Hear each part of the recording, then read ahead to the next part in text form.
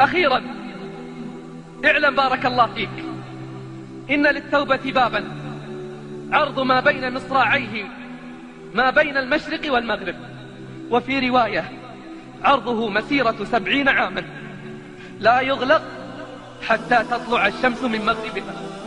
فالباب مفتوح، فالباب مفتوح، فهلا ولجت. واعلم رعاك الله أن الله نادى فقال: يا عبادي إنكم تخطئون بالليل والنهار وأنا أغفر الذنوب جميعا فاستغفروني أغفر لكم. ولقد سمعت النداء فهل استغفر؟ اعلم يا رعاك الله أن الله يبسط يده بالليل ليتوب مسيء النهار، ويبسط يده بالنهار ليتوب مسيء الليل، والله يحب الاعتذار. فهلا أقبلت واعتذرت.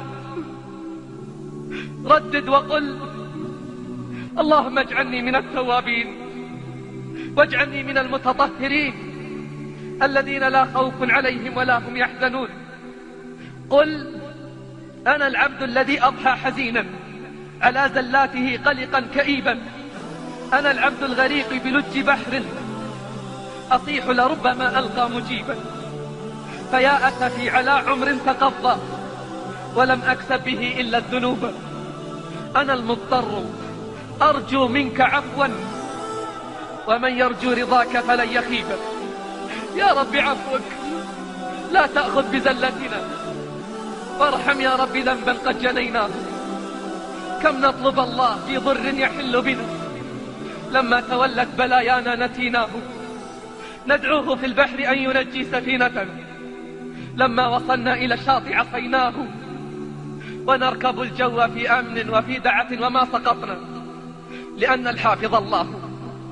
قال ابن القيم رحمه الله: إذا استغنى الناس بالناس فاستغن أنت بالله، إذا فرحوا بالدنيا فافرح أنت بالله، إذا أنسوا بأحبابهم فاجعل أنسك بالله، إذا تعرفوا إلى ملوكهم وكبرائهم وتقربوا إليهم لينالوا بهم العزة والرفعة فتعرف أنت إلى الله، تعرف أنت إلى الله وتودد إليه وانطرح بين يديه، تنل بذلك غاية العز والرفعة، كما قال الله: من كان يريد العزة فلله العزة جميعا، وقال: ولله العزة ولرسوله وللمؤمنين ولكن المنافقين لا يعلمون.